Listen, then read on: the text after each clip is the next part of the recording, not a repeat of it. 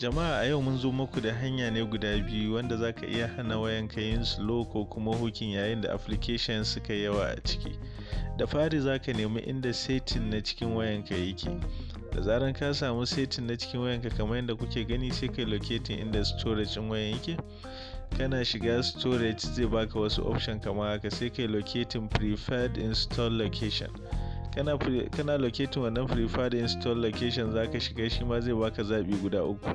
Zabin da ake so ka yi shine na tsakiya. Idan ka yi kamar yadda yake a na karke haka, wayan za ta dinga selecting storage din da yake available ne. In kan waya ya cika sai ta je ma memory, amma idan kai choosing na tsakiyan, shine zai dinga ba application din duk da zaka sa a cikin wayan daman kawai installing akan memory card ɗinka ne. So yanzu bari mu choosing na tsakiya wanda zai dinga ba application din mu dama tana installing akan memory card.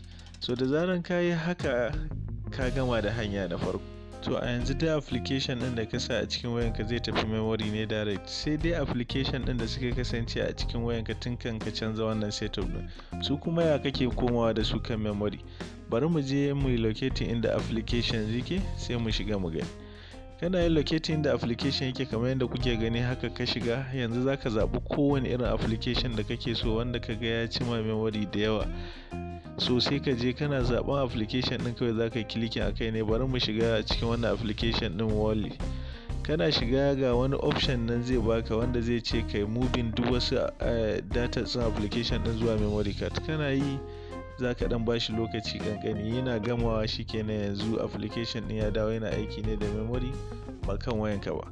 So ta wannan hanyar za ka samu sauki sosan gaske. Sannan sai hanya na biyu da za ka hana wayanka yin wannan slow din ko kuma kakkamewa shine akwai abin da ake kira developer option. A developer option idan yana kunne ne, yana ba waya dama wajen ta dinga consuming memory da yawa na kan waya. So za ka zo kai locating inda about phone yake, ka je ka duba inda build number yake. A nan ne idan kai ta clicking akan shi zai nuna maka cewa wannan developer option ne yana kunne ne ko ba yana kunne ba.